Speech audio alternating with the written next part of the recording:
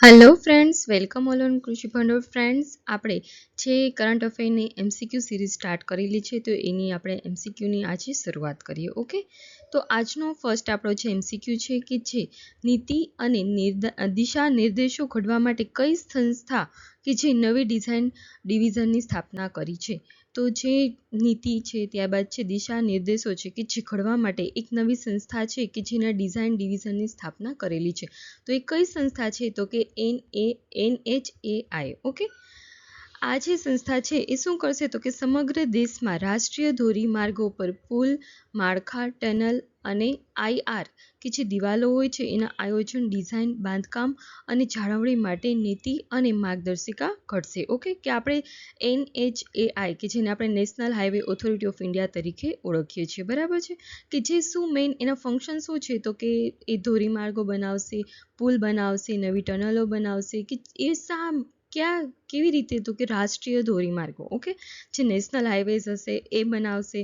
ત્યારબાદ કંઈ પણ બ્રિજ હોય છે, ઇન્વેન્ટરી હોય છે, ડ્રોઈંગ હોય છે, ડિસ્ટ્રક્ટ્સ હોય છે, બીજની ઓળખ માટે જે ડિઝાઇન હોય છે, જે ડિવિઝન દ્વારા એટલે કે IT આધારિત મોનિટરિંગ સિસ્ટમ હશે કે જે વિકસાવવામાં આવશે, બરાબર છે. અને સમારકામ અને બાંધકામ માટે વાર્ષિક જે આયોજન હોય છે, જે યોજના એ પણ પ્રસ્તાવિત કરશે. ઓકે, ત્યારબાદ છે ક્યુ મંત્રાલય, કેન્દ્રીય મંત્રાલય છે કે જે બાયોટ્રેસ મિનરલ્સ પ્રોજેક્ટ સાથે સંકળાયેલું છે. તો ક્યુ મંત્રાલય છે? તો કે જો બાયોટ્રેસ અને મિનરલ્સ પ્રોજેક્ટ આવે એટલે આપણને ખ્યાલ આવી ગયું, બાયો અને ટ્રેસ અને મિનરલ્સ પણ છે, એટલે કે એ વિજ્ઞાન અને ટેકનોલોજી સાથે ક્યાંક ને ક્યાંક જોડાયેલું હોય છે, બરાબર છે. તો આ જે મંત્રાલય છે, વિજ્ઞાન અને ટેકનોલોજી મંત્રાલય, કે એના હેઠળ ટેકનોલોજી ડેવલપમેન્ટ બોર્ડ છે કે જે બેંગલુરુ કર્ણાટકમાં આવેલું છે, તેનું મુખ્ય મથક, બરાબર છે, કે એ જે મુખ્ય મથક છે ત્યાં શું છે? કેમ લાઈફ ઇનોવેશન્સ સાથે એની વ્યૂહાત્મક એક ભાગીદારીની જાહેરાત કરેલી છે, બરાબર છે. અને આ જે જાહેરાત કરી છે એના સહયોગમાં પ્રાણીઓ માટે ફીડમાં ઉપયોગમાં લેવાતા બાયોટ્રેસ મિનરલ્સ જે હોય છે કે જે વાણિજ્યકરણ અને ઉત્પાદન હોય છે એ શીર્ષકવાળા પ્રોજેક્ટને આગળ વધારવામાં નોંધપાત્ર પ્રગતિ દર્શાવે છે. ઓકે, તો ફ્રેન્ડ્સ, આપણી એક્ઝામ પોઈન્ટ ઓફ વ્યૂ પણ આ પોઈન્ટ ઇમ્પોર્ટન્ટ છે કે પ્રાણીઓ માટે જે ફીડમાં આપણે ઉપયોગમાં લેવાતા હોય બાયોટ્રેસ મિનરલ્સ, એટલે કે જે બી મિનરલ્સ હોય છે કે જે આપણે ફીડિંગમાં યુઝ કરતા હોય છે, પ્રાણીઓને ફીડ આપવામાં, એમાં જે હોય છે મિનરલ્સ, એનો આખો એક પ્રોજેક્ટ છે કે જે લોન્ચ કરેલો છે, બરાબર. તો એ કયા મંત્રાલય દ્વારા છે? તો કે વિજ્ઞાન અને ટેકનોલોજી મંત્રાલય દ્વારા. ઓકે, ત્યારબાદ છે કયા કેન્દ્રીય મંત્રાલયે વેડિંગ ટુરિઝમ કેમ્પેઇનનું અનાવરણ કર્યું છે? તો વેડિંગ ટુરિઝમ કેમ્પેઇન છે એટલે આપણને આ ક્વેશ્ચન જોતા આપણા માઇન્ડમાં એવો પ્રશ્ન થાય કે આ પ્રવાસન મંત્રાલય હોવું જોઈએ. શા માટે? તો કે પ્રવાસન મંત્રાલય છે એ જેવું કરતું હોય છે કે જેથી ટુરિસ્ટ હોય છે એ વધુમાં વધુ એટ્રેક્ટ થાય. શા માટે એવું કરે છે? તો કે જેમ વધુ ટુરિસ્ટ એટ્રેક્ટ થશે એના લીધે જે પણ વિસ્તાર હોય છે એની ઇકોનોમી હશે એ ગ્રો થશે. કેવી રીતે એની ઇકોનોમી ગ્રો થાય? આપણને એવો ક્વેશ્ચન થાય. તો એનું મેઇન રીઝન શું છે? કે ચલો ફોર એક્ઝામ્પલ આપણે વાત કરીએ કે આપણા ગુજરાતની જ વાત કરીએ, સાસણગીરનો વિસ્તાર, બરાબર છે. તો સાસણગીરમાં છે કે જ્યાં આપણે એશિયાટિક લાયન માટેનું આપણું જે ગીર અભયારણ્ય આવેલું છે, બરાબર છે. અને એ સિંહોને જોવા માટે દેશ વિદેશથી બધા લોકો આપણે ગુજરાતમાં આવે છે અને ગુજરાતમાં પણ સ્પેશિયલ સાસણગીરમાં આવે છે, બરાબર છે. તો એનું મેઇન રીઝન શું છે? કે ટુરિસ્ટ આવે, તો ટુરિસ્ટ આવે એટલે એક તો જે વિસ્તાર છે એના આજુબાજુના જે પણ લોકો હોય છે એ લોકોને રોજગારી પૂરી પાડે છે, બરાબર છે. ક્યાંક ને ક્યાંક એ વસ્તુ રોજગારી પૂરી પાડવામાં અફેક્ટ કરે છે અને જે પણ લોકો આવે છે એના લીધે એનું ઇન્વેસ્ટમેન્ટ થાય છે, કંઈક ને કંઈક ખર્ચો કરે છે, બરાબર છે. અને એના લીધે આપણો જે એરિયા હોય છે એની ઇકોનોમીમાં પણ બૂસ્ટઅપ આવે છે, બરાબર છે. તો આપણે વાત કરીએ, આપણા ટોપિક પર આવી છે કે વેડિંગ ટુરિઝમ કેમ્પેઇન છે એ કયા મંત્રાલયે કર્યું છે લોન્ચ?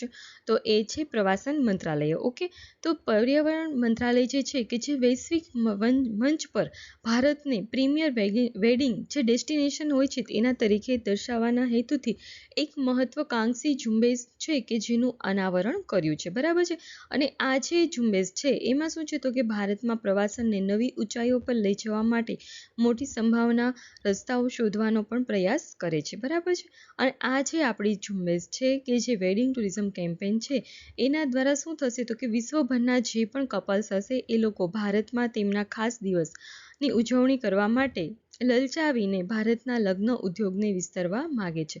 મતલબ કે આપણે વાત કરીએ કે વેડિંગ ટુરિઝમ કેમ્પેઇન છે એનું મેઇન શું ફોકસ છે તો કે વધુમાં વધુ દેશ વિદેશના લોકો ભારતમાં આવે અને આપણી સંસ્કૃતિ છે, આપણા જે રીતો રિવાજો છે એ જોવે અને ક્યાંક ને ક્યાંક એ લોકો પણ એનાથી એટ્રેક્ટ થાય અને મેરેજ કરે.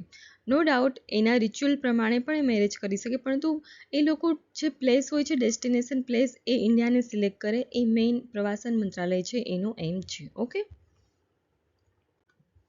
ત્યારબાદ છે ગ્રામ પંચાયતોમાં સસ્ટેનેબલ ડેવલપમેન્ટ ગોલ્સના સ્થાનીકરણ પર રાષ્ટ્રીય કાર્યશાળાનું આયોજન ક્યાં કરવામાં આવે છે તો એ જમ્મુ કાશ્મીરમાં કરવામાં આવે છે. બરાબર છે.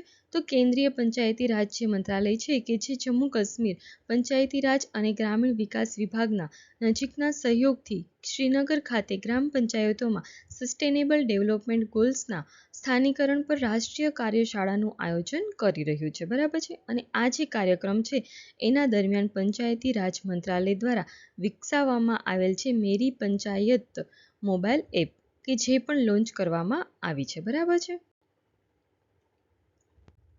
ત્યારબાદ છે કયું રાજ્ય વર્લ્ડ ઇકોનોમિક ફોરમના સહયોગથી એડવાન્સ મેન્યુફેક્ચરિંગ સેન્ટર સ્થાપવાનું આયોજન કરી રહ્યું છે? તો તમિલનાડુ રાજ્ય છે કે જે વર્લ્ડ ઇકોનોમિક ફોરમ છે એના સહયોગથી એડવાન્સ મેન્યુફેક્ચરિંગ સેન્ટર છે કે જે સ્થાપવાનું તે વિચારી રહ્યું છે. બરાબર છે. તો તમિલનાડુ જે સરકાર છે એમને શું કર્યું હતું કે વર્લ્ડ ઇકોનોમિક ફોરમ છે એના સહયોગથી ચેન્નઈમાં એક સેન્ટર ફોર એડવાન્સ મેન્યુફેક્ચરિંગની સ્થાપના કરવાની યોજના બનાવી રહ્યું છે. બરાબર છે. અને રાજ્યએ તાજેતરમાં જ એક જાહેર ખાનગી ચર્ચાનું પણ આયોજન કરેલું હતું. બરાબર છે.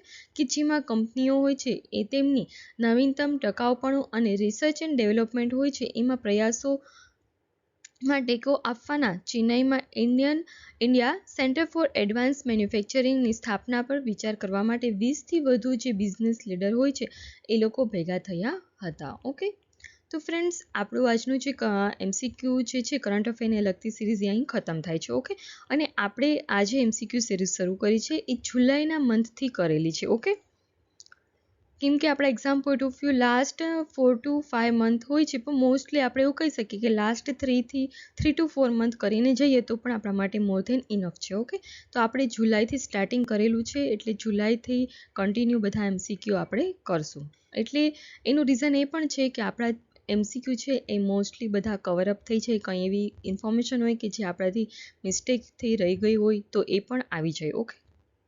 Okay friends, thank you.